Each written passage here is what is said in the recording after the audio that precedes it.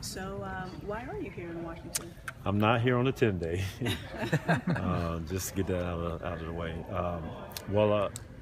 Sashi Brown is a great family friend, and he asked myself and my wife to come in and talk to the guys um, about diet, longevity, taking care of themselves, and I jumped at the opportunity. I believe everything that I've learned in my career, everything that sustained me for 18 seasons, it's important to pass that along.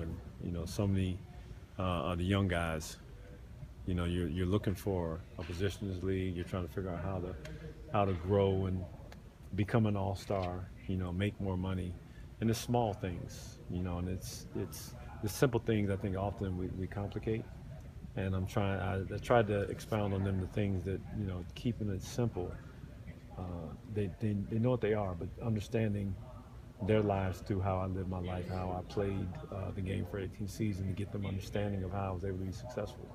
You said you're a good friend of Sashi Brown's, so you probably know him a lot better than we do and people in the NBA do. What can you say about him and now making the move from the NFL to the NBA? Well, he's a guy who's he's very particular. He's very thorough.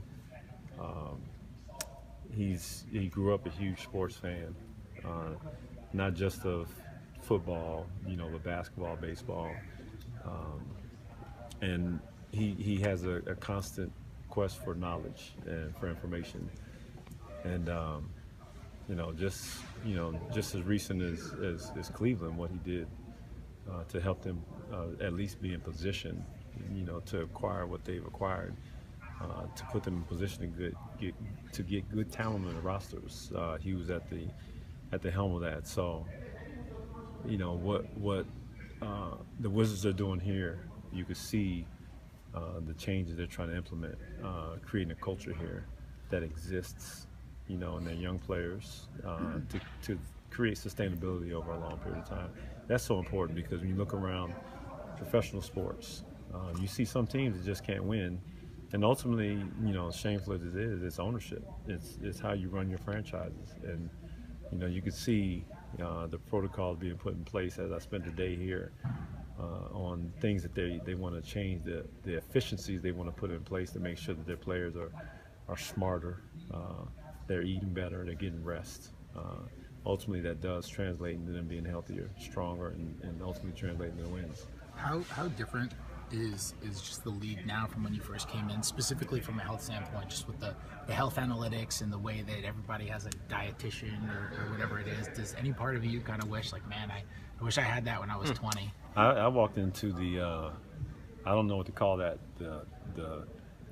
the cafeteria, the food room. I always talk about the segments of growth that we had. First, when I got into the league, it was travel. Most teams flew commercial, meaning players were on the planes with other people, and then we started going commercial or private, charter, and then it was strength and conditioning. In the next 5-6 year segment, where weight rooms were being added to facilities, and strength coaches were hired. And then the last segment was eating, making sure that there was food available.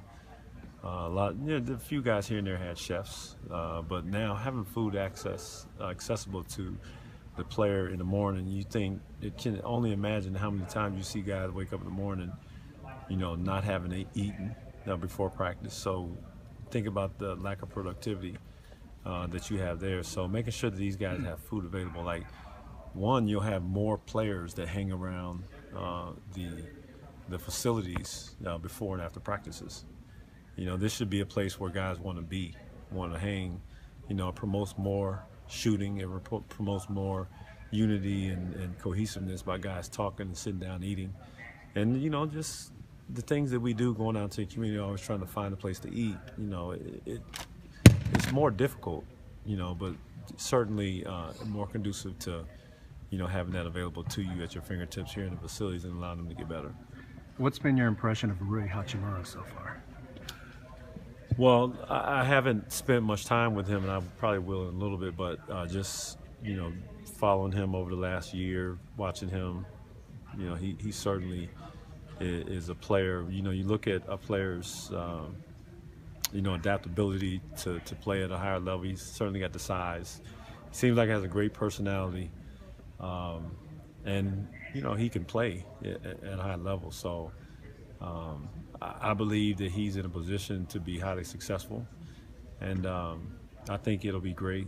I was in Japan a couple of months ago, and the game is growing even more over in Japan. So whenever a foreign-born player is successful in the league, it increases, you know, the NBA brand in that country and certainly globally. So we always root for the players because it certainly is a global game, and it makes it even more global. And it brings in other countries around in those vicinities, in those Asian regions as well. What's the secret to being a good three-point shooter? Practicing perfect practice.